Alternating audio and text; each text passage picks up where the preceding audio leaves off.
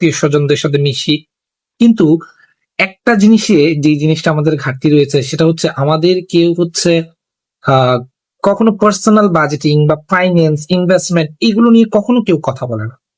এর কারণ কি তা হয়তোবা আমি আস্তে আস্তে আরো খুঁজে বের করে বলার চেষ্টা করব, তবে যতটুকু বুঝতে পেরেছি ততটুকু হলো মানুষ ইনভেস্টমেন্ট এই কথাটা যখন শুনে তখনই ভয় পেয়ে যায়।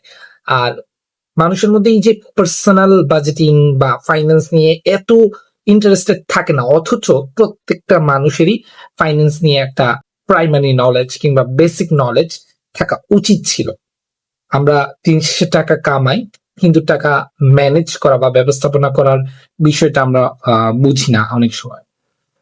তো এই একটা বড় গ্যাপ থেকে যে আমাদের মধ্যে, যার কারণে আমরা প্রতি মাসে হয়তো বা টাকা আর্ন করছি, কিন্তু মাস শেষ না হতে হতেই আমাদের কাছে আর টাকা থাকছে না, কিংবা ৩, ৪, ৫ বছর ধরে ইনকাম করছি, তো এর মধ্যে কেউ আছে চাকরিজীবী, কেউ আছে ব্যবসায়ী, কেউ হচ্ছে যে সার্ভিস সেলিং করছে।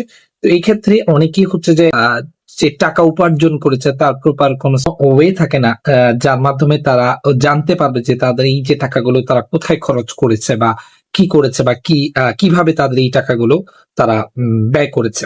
তো এইখানে একটা আমাদের বড় ঘাটতি। তো ওই যে এর একটাই মাত্র কারণ, আমাদের অ্যাওয়ারনেস নাই। আমাদের মধ্যে যে অ্যাওয়ারনেসটা থাকা দরকার ছিল প্রত্যেকের মধ্যে ফাইন্যান্স বিষয়, তো সেই বিষয়টুকু নাই আমাদের। তো আজকে আমরা যে বিষয়টা নিয়ে একটু কথা বলবো সেটা হচ্ছে personal budgeting.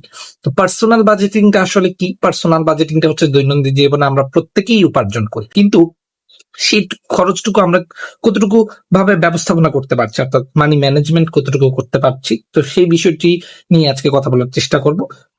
Personal budgeting, personal budgeting এর যে জানতে হলে আমাদের যে 4টি ফান্ডামেন্টাল জানতে হবে। প্রথমটি হচ্ছে